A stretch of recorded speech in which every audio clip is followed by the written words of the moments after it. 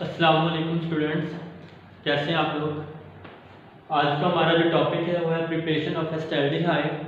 Chapter number 12 aldehyde और ketone को हम डिस्कस कर रहे थे और कल हमने फॉर्मेल्डिहाइड की प्रिपरेशन पढ़ी है। आज हम पढ़ेंगे एस्टैल्डिहाइड की। इसकी तीन प्रिपरेशन मेथड है। एक कौन सी, laboratory method, second dry distillation और थर्ड जो है वो इंडस्ट्रियल मेथड है। सबसे पहले हम यहाँ पर डिस्कस करते हैं लेबॉरेटरी मेथड। लेबॉरेटरी में जिस तरह आपने कल फॉर्मेल्डिहाइड को बनाया था, फॉर्मेलिन को आपने बनाया था, यहाँ पर भी वैसे ही होगा। वहां पर आपने मिथाइल अल्कोहल लिया तो यहाँ पर आप इथाइल अल्कोहल लोगे। अब यहाँ पर इथाइल अल्कोहल की जब भी हम ऑक्सीडेशन करवाते हैं अल्कोहल की तो हमारे पास एल्डिहाइड ही प्रिपेयर होता है। हाँ, वो डिपेंड करता है कितने कार्बन। अगर आप एक कार्बन वाला अल्कोहल लोगे तो आपके पास फॉर्मेल्डिहाइड बनेगा। अगर दो कार्बन वाला होगा तो आपके पास एस्टैल्डिहाइड बनेगा। अगर तीन वाला होगा, तीन कार्बन वाला क्या बनेगा, एल्डिहाइड बन जाएगा। जब भी हम अल्कोहल की ऑक्सीडेशन करवाते हैं तो हमारे पास एल्डिहाइड बनता है। हमने इथाइल अल्कोहल की यहाँ पर ऑक्सीडेशन करवाई तो हमारे पास यहाँ पर क्या बना, एस्टैल्डिहाइड। हम इसे एथेनॉल भी कहते हैं, साथ इसके वाटर भी बने। अब इसका मेथड कैसे, ये कैसे प्रिपेयर हो रहा है, कैसे बन रहा है, यहाँ पर देखिएगा। ये है स्टैंड। सबसे पहले आपने राउंड बॉटम फ्लास्क लेनी है। राउंड बॉटम फ्लास्क के अंदर आपने डाल देना dilute H2SO4। Dilute H2SO4 boiled in flask, साथ आपने इसे हीट करना है। डाइल्यूट H2SO4 आपने राउंड बॉटम फ्लास्क के अंदर लेनी है और इसे आपने क्या करना है, हीट करना है। जब ये बॉयल हो, जैसे ये बॉयल होना शुरू हो तो आपने इसके अंदर ये मिक्सचर डाल देना है। ये किस चीज का मिक्सचर होगा, एथेनॉल का, और साथ किसका होगा, सोडियम डाइक्रोमेट का। ये दो मिक्सचर होंगे, ये इसके ऊपर आप यहाँ पे डालते जाओगे। जैसे ये बॉयल होगा आपने इसके अंदर ये डालते जाना है। जैसे ही डालोगे यहाँ पर रिएक्शन अकर होगा। जैसे यहाँ पर रिएक्शन होगा, boiling of H2SO4, the mixture of ethanol and sodium dichromate is added. तब आपने इसके अंदर ये ऐड कर देना है। Reaction take place and ethanol is oxidised to form liquid. वो यहाँ पर ये कह रहे हैं कि जैसे ही आप ये मिक्सचर डालोगे तो यहाँ पर रिएक्शन क्या होना शुरू हो जाएगा, अकर, टेक प्लेस होना शुरू हो जाएगा और यहाँ पर हमारे पास क्या बनना शुरू हो जाएगा, एस्टैल्डिहाइड बनना शुरू हो जाएगा और एथेनॉल की ऑक्सीडेशन होनी शुरू हो जाएगी। जब एथेनॉल ऑक्सीडाइज होगा, यहाँ पर ऑक्सीडेशन होनी शुरू हो जाएगी और यहाँ पर ये आएगा, यहाँ से ये क्या हो जाएगा, वाटर जो था उसके अंदर बिजली यहाँ पर आएगा तो यहाँ पर जो वाटर होगा वो यहाँ से निकल जाएगा, इवेपोरेट होता जाएगा ना। तो वेपोरेशन में यहाँ पर जो वाटर होगा वो निकल जाएगा। फिर यहाँ पर हम वाटर इन करेंगे इसको लिक्विड फॉर्म में लाने के लिए। इसको यहाँ पर हम हीट कर रहे हैं, ये वेपर्स फॉर्म में ऊपर जा रहा है, ये वेपर्स जा रहे हैं। ये बात याद रखिएगा, ये वेपर्स फॉर्म में यहाँ पर जा रहे हैं, लिक्विड फॉर्म में ऊपर मूव नहीं कर रहे हैं। जब ये बॉयल होगा, ये मिक्सचर हम डालेंगे, वो वेपर्स जो होंगे इसके साथ रिएक्ट करेंगे। रिएक्शन के दौरान वेपर्स ही मूव करेंगे और वेपर्स के अंदर जो वाटर होगा वो यहाँ से आउट हो जाएगा। यहाँ पर वाटर हम खुद डालेंगे, इन करेंगे। वाटर क्यों इन करेंगे, ताकि ये जो वेपर्स थे ये किसमें कन्वर्ट हो जाए, ये लिक्विड में कन्वर्ट हो जाए, ताकि उसका टेम्परेचर कम हो जाए। इसके बाद नेक्स्ट हम यहाँ पर क्या करेंगे, ये हमने ट्यूब यहाँ पर लगाई, ये हमारे पास था कॉनिकल फ्लास्क थी जिसके अंदर ये सॉल्यूशन हम ले रहे हैं, लेकिन इसको हमने किसके अंदर रखा हुआ है, इसको हमने आइस कोल्ड वाटर के अंदर रखा हुआ है, ठंडे पानी के अंदर रखा हुआ है, ताकि इसका टेम्परेचर डाउन हो, ये वेपर्स में जाए, वेपर्स से लिक्विड में कन्वर्ट हो, टेम्परेचर इसका डाउन हो जाए। ये जो हमारे पास लिक्विड फॉर्म में आ रहा है इसे हम कहते हैं एस्टैल्डिहाइड प्लस वाटर। ये प्योर एस्टैल्डिहाइड नहीं है, इसके अंदर एस्टैल्डिहाइड भी है, वाटर भी है और कुछ मिकदार में इसके अंदर एथेनॉल भी प्रेजेंट है। ये बात याद रखिएगा। अगर हमने ये प्योर फॉर्म में लेकर आना है तो हम बार बार इसकी डिस्टिलेशन करवाएंगे, हम बार बार इस प्रोसेस से इसे गुजारेंगे। बार बार ये प्रोसेस होने से, डिस्टिलेशन होने से ये हमारे पास प्योर फॉर्म में आ जाएगा। अगर हम बार बार इसकी डिस्टिलेशन नहीं करवाएंगे, रीडिस्टिलेशन नहीं करवाएंगे तो ये प्योर फॉर्म में नहीं होगा, बल्कि इसके अंदर वाटर भी होगा, इसके अंदर एस्टैल्डिहाइड भी होगा और प्लस इसके अंदर कुछ मिकदार में एथेनॉल भी प्रेजेंट होगा। इसके बाद सेकंड इसका कौन सा मेथड आ जाता है, ये हमारे पास लेबॉरेटरी मेथड था, लेबॉरेटरी के अंदर हम प्रिपेयर कर सकते हैं। सेकंड वन हमारे पास आ जाता है ड्राई डिस्टिलेशन। ड्राई डिस्टिलेशन, इसके अंदर कोई कैटलिस्ट आपने यूज नहीं करना है, तो ना कोई यहाँ पर वाटर होगा, सिंपल यहाँ पर आपने क्या काम करना है, कोई कैटलिस्ट नहीं है तो आपके पास यहाँ पर एसिड है। मैंने आपको ये बताया हुआ है कि ऐसा एसिड जिसके अंदर कार्बोक्सिलिक ग्रुप आ जाए वो वीक एसिड होता है। ऐसे एसिड जिसके अंदर कार्बोक्सिलिक ग्रुप आ जाए वो वीक एसिड होता है। तो इसे हमने आयोनाइज करना है। आयोनाइज करने के लिए हम क्या काम करते हैं, इसका साल्ट प्रिपेयर करते हैं। इसका क्या करते हैं, साल्ट। जब ये वीक एसिड है, जब इसका हम साल्ट प्रिपेयर करेंगे ये साल्ट में कन्वर्ट हो जाएगा। साल्ट में कैसे कन्वर्ट होगा, जिस चीज का साल्ट बनाना चाहते हो, कैल्शियम हाइड्रोक्साइड का, तो ये इसमें कन्वर्ट होगा, कैल्शियम का साल्ट बन जाएगा CH3 C double bond O और यहाँ पर OCA, और यहाँ पर एक और हमने 2 इसके मोल यूज करेंगे CH3 C double bond O और यहाँ पर O आ जाएगा और ये कैल्शियम जो है इसके साथ जाकर बॉन्ड बना। इस तरह ये इसका साल्ट बन जाएगा। अगर आपने कैल्शियम के साथ इसे इसका रिएक्शन करवाना है तो, अगर सोडियम के साथ करवाओगे तो डायरेक्ट ऊपर ही अटैच हो जाएगा, क्योंकि यहाँ पर कैल्शियम की वैलेंसी सेटिस्फाई नहीं होती। कैल्शियम के आउटर मोस्ट शेल में 2 इलेक्ट्रॉन है, ये 2 बॉन्ड बना सकता है, इसकी वैलेंसी है Ca2 पॉजिटिव। तो इसका मतलब यहाँ पर ये 2 इलेक्ट्रॉन दे सकता है, तो 1 इलेक्ट्रॉन इधर दे देगा, 1 इलेक्ट्रॉन इधर दे देगा, तो यहाँ पर इसकी वैलेंसी जो है वो सेटिस्फाई हो जाएगी।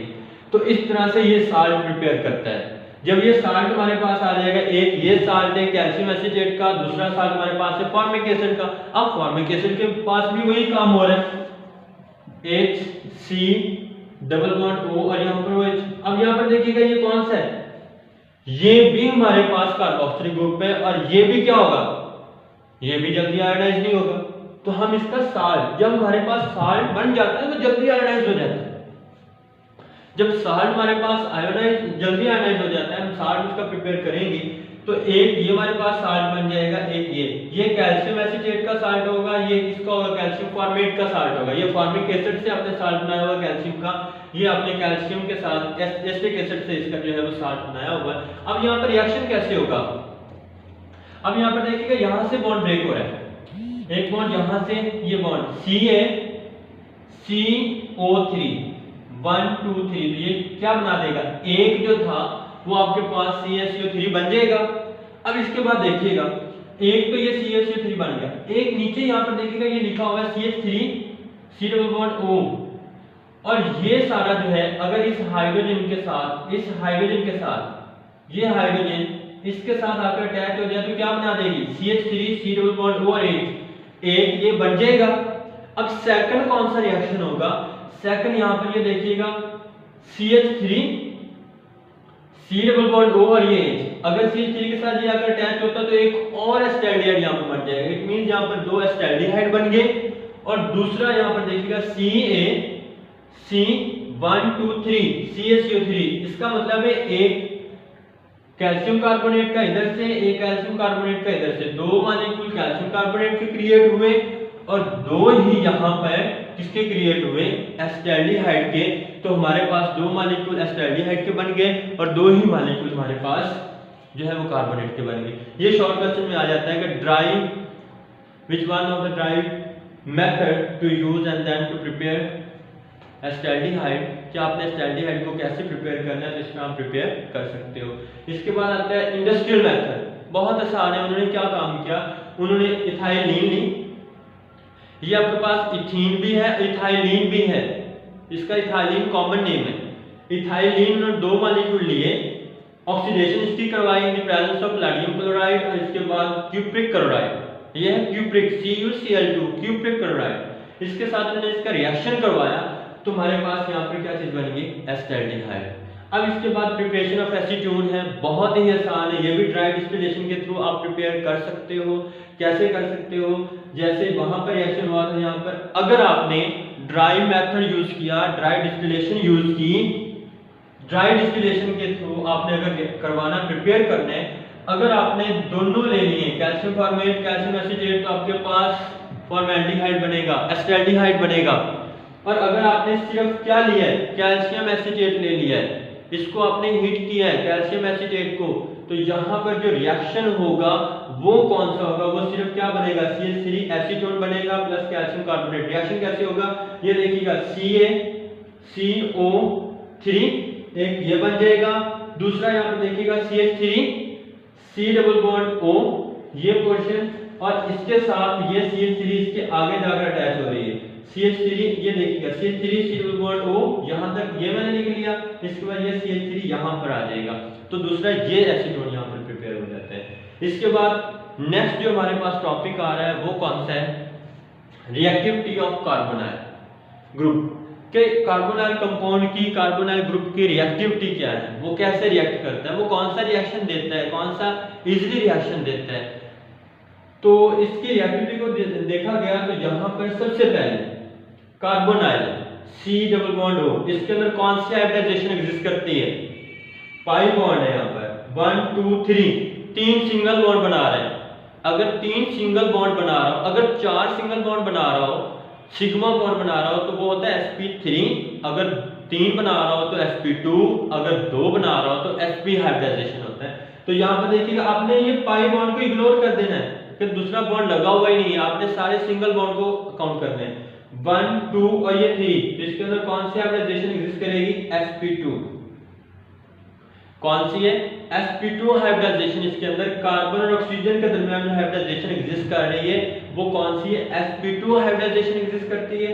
इसके बाद नेक्स्ट देखिएगा, in carbonyl group present in sigma and pi bond, pi bond भी है इसके अंदर और सिग्मा बॉन्ड भी है, ये सिग्मा बॉन्ड है और ये पाई बॉन्ड। इसका मतलब ये होगा कि इसके अंदर पाई बॉन्ड भी एग्जिस्ट कर रहा है और सिग्मा बॉन्ड भी एग्जिस्ट कर रहा है। और अगर पाई बॉन्ड है तो हम क्या कहते हैं, वो एडिशन रिएक्शन देते हैं। जिसके अंदर डबल बॉन्ड होता है या ट्रिपल बॉन्ड होता है वो एडिशन रिएक्शन देते हैं। तो इसका मतलब ये होगा कि जिस कंपाउंड के अंदर कार्बोनाइल ग्रुप होगा वो एडिशन रिएक्शन देगा, वो एडिशन रिएक्शन देगा। अब इसके बाद नेक्स्ट हमारे पास क्या आ जाता है, अब आप इसकी रिएक्टिविटी को डिस्कस कर लेते हैं, कौन सा ग्रुप इसके ऊपर अटैक होने वाला है, कौन सा नहीं होने वाला। Due to more electronegativity of oxygen, oxygen की इलेक्ट्रोनेगेटिविटी कार्बन से ज्यादा है। ऑक्सीजन जो है ये ग्रुप नंबर 6 में बिलोंग करता है, कार्बन ग्रुप नंबर 4 से बिलोंग करता है, तो इसकी इलेक्ट्रोनेगेटिविटी ज्यादा होगी, इसकी इलेक्ट्रोनेगेटिविटी कम होगी। हमने इन दोनों को कंपेयर किया तो यहाँ पर कहते हैं कि ऑक्सीजन की इलेक्ट्रोनेगेटिविटी ज्यादा है, तो यहाँ पे क्या करेगा, ये शेयर इलेक्ट्रॉन को अपनी तरफ अट्रैक्ट कर लेगा, जो इलेक्ट्रॉन्स होंगे उनको अपनी तरफ क्या कर लेगा, अट्रैक्ट कर लेगा। अब इसके बाद इट गेट्स पार्शियल नेगेटिव, इस ऑक्सीजन के ऊपर कौन सा चार्ज आ जाएगा, partial negative, and becomes nucleophilic centre. ये इलेक्ट्रो यहां पर देखिएगा इसके ऊपर पार्शियल पॉजिटिव चार्ज है, चार्ज कौन सा आएगा, पार्शियल पॉजिटिव, क्योंकि मोर इलेक्ट्रोनेगेटिव है कार्बन से तो पार्शियल पॉजिटिव। और इसके बाद ये किसको अट्रैक्ट करेगा, ये सेंटर कौन सा होगा, न्यूक्लियोफिलिक सेंटर। कौन सा सेंटर होगा, न्यूक्लियोफिलिक सेंटर। इसके बाद carbon gets partial positive, carbon कौन सा करेगा यहाँ पर, गेट पार्शियल पॉजिटिव चार्ज, और इसका सेंटर कौन सा होगा, इट बिकम्स इलेक्ट्रोफिलिक सेंटर। इसका जो सेंटर होगा वो इलेक्ट्रोफिलिक होगा और इसका सेंटर जो होगा वो न्यूक्लियोफिलिक होगा। अब इसके बाद जो कार्बन के ऊपर आकर अटैक करेगा है तो ये इलेक्ट्रोफिलिक सेंटर, लेकिन जो चीज आकर अटैच होगी वो ऑपोजिट होगी। इलेक्ट्रोफिलिक सेंटर है तो न्यूक्लियोफाइल इसके ऊपर अटैक करेगा, ये न्यूक्लियोफिलिक सेंटर है तो इलेक्ट्रोफाइल इसके ऊपर अटैक करेगा। हमेशा ऑपोजिट चार्जेस यहाँ पर अटैक करते हैं, सिमिलर अटैक नहीं करते। तो यहाँ पर देखिएगा कार्बन इलेक्ट्रोफिलिक सेंटर है तो नेगेटिव पार्ट अटैक करेगा, और ऑक्सीजन जो है वो ऑलरेडी इसके ऊपर नेगेटिव है, न्यूक्लियोफिलिक है, तो इसके ऊपर इलेक्ट्रोफाइल आकर अटैक करेगा। इसके बाद यहाँ पर मैंने आइदर अटैक ऑन कार्बन और oxygen depend upon the condition of the reaction, कि कार्बन के ऊपर कौन सी चीज आकर अटैक करेगी, ऑक्सीजन के ऊपर कौन सी चीज आकर अटैक करेगी, ये रिएक्शन के ऊपर डिपेंड करता है कि रिएक्शन किस नौइयत का है। क्या वो उसके अंदर आपने जो कैटलिस्ट डाला है वो एसिड डाला है या बेस डाला, ये दोनों कैटेगराइज आगे हम डिस्कस करेंगे कि बेस कैटालाइज्ड रिएक्शन है और एसिड कैटालाइज्ड रिएक्शन है। तो सबसे पहले हम बेस को डिस्कस करेंगे। तो यहाँ पर वो यही बात करता है कि अगर आपने अटैक करना है कार्बन के ऊपर या ऑक्सीजन के ऊपर तो वो रिएक्शन के ऊपर डिपेंड करेगा कि कौन सा रिएक्शन है, किस नौइयत का रिएक्शन है। अब इसके बाद in nucleophilic addition reaction negative part of the reagent combine with carbon, वो कहता है ये कोई रिएजेंट है, ये कोई रिएक्टेंट है, Nu और ये H है, ये यहाँ पर Nu हाइड्रोक्सिल भी हो सकता है, कोई HCl भी हो सकता है, HCN भी हो सकता है, ये सारे हो सकते हैं। यहाँ पर देखिएगा HCl भी हो सकता है, यहाँ पर HCN भी हो सकता है, ये Nu की जगह मैं ये यहाँ पर नोट कर रहा हूँ, ये हो सकते हैं। तो यहाँ पर हमारे पास क्या है HNU, ये कार्बोनाइल के ऊपर जब अटैक करेंगे तो इनमें से जो पॉजिटिव पार्ट होगा, वो किसके साथ जाकर अटैक होगा? ऑक्सीजन, क्योंकि ऑक्सीजन आपने क्या कहा न्यूक्लियोफिलिक सेंटर है, तो पॉजिटिव ऑक्सीजन के साथ जाकर अटैक होगी, और जो नेगेटिव पार्ट होगा वो कार्बन के साथ, क्योंकि कार्बन का इलेक्ट्रोफिलिक सेंटर है, तो इसके साथ जाकर अटैक होकर क्या बना देगा? कार्बन के ऊपर NO अटैक हुआ और ऑक्सीजन के ऊपर हाइड्रोजन, तो ये हमारे पास बन जाएगा, ये ओवरऑल इसका रिएक्शन हो जाएगा। इसके बाद हमारे पास आता है, ये इंपॉर्टेंट है शॉर्ट क्वेश्चन के लिहाज से, base catalyse addition reaction, give the general mechanism of the base catalyse reaction. इसके 3 स्टेप है। अब ये OH कहां से आया?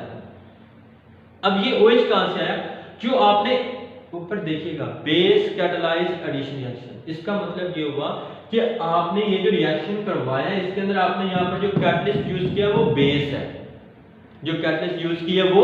बेस है, और बेस जो है वो सबसे पहले जो प्रेफर करेगी वो कार्बन को प्रेफर करेगी, कार्बन के साथ जाकर अटैक होगी। क्लियर हुआ ये? अब इसके बाद नेक्स्ट हमारे पास यहाँ पर बेस, कोई भी बेस हो सकती है, सोडियम हाइड्रोक्साइड हो सकती है, पोटेशियम हाइड्रोक्साइड हो सकती है, बेरियम हाइड्रोक्साइड हो सकती है, कोई भी बेस हो सकती है, कोई भी बेस यूज कर सकते हो। यहाँ पर रिएक्शन की कंडीशन को देखते हुए कोई भी बेस हम यहाँ पर यूज करेंगे। जो भी बेस होगी, अगर हम मैकेनिज्म की बात करते हैं तो बेस पहले क्या काम करती है? हमेशा कैटलिस्ट रिएक्टेंट के साथ रिएक्ट करता है सबसे पहले, तो ये रिएक्टेंट था, ये कैटलिस्ट था, ये आपस में रिएक्ट करेंगे। तो हमारे पास यहाँ पर ये देखिएगा, ये बेस, ये OH जो था ये इस हाइड्रोजन